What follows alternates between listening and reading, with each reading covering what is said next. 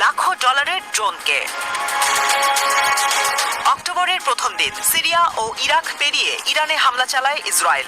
এর 3 দিন পর জনসম্মুখে ভাষণ দেন দেশটির সর্বোচ্চ ধর্মীয় নেতা আয়াতুল্লাহ আলী খামেনি। প্রতিশ্রুতি দেন হামাস কিংবা হিজবুল্লাহর বিরুদ্ধে ইসরায়েলকে জয়লাভ করতে দেবে না ইরান।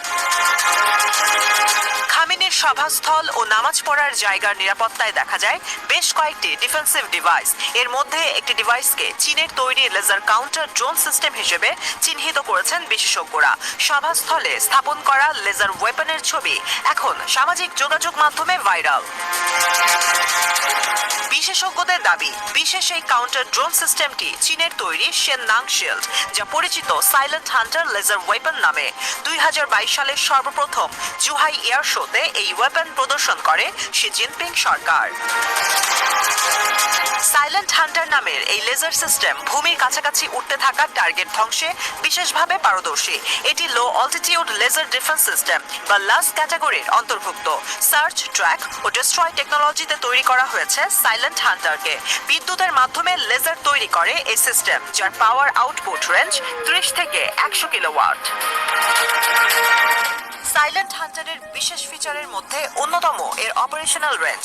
আলোক রশ্মির মাধ্যমে সর্বোচ্চ 4 কিলোমিটার দূরের বস্তুকে ধ্বংস করতে সক্ষম এই লেজার ওয়েপন। 800 মিটার দূরত্বে 10 মিলিমিটার মোটা স্টিলকেও ভেদ করতে পারে শক্তিশালী এই লেজার। তাই শত্রুর আর্মড টার্গেট সাইলেন্ট হান্টারের সামনে যেন মামুলি টার্গেট।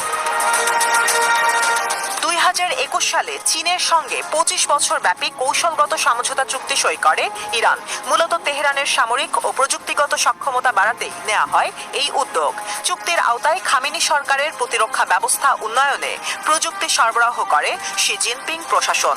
ধারণা করা হচ্ছে বেইজিং থেকে silent hunter laser defence system পাঠানো হয়েছে তেহরানে। আনম্যান্ড এরিয়াল ভেহিকল বা ইউএভি, রকেট ও মর্টারের মতো লো অল্টিটিউড থ্রেট মোকাবেলায় বিশ্বের বিভিন্ন দেশের সামরিক বাহিনী ঝুঁকছে লেজার ওয়েপনের দিকে। যুক্তরাষ্ট্র ডেভেলপ করছে এই এনার্জি লেজার ওয়েপন সিস্টেম।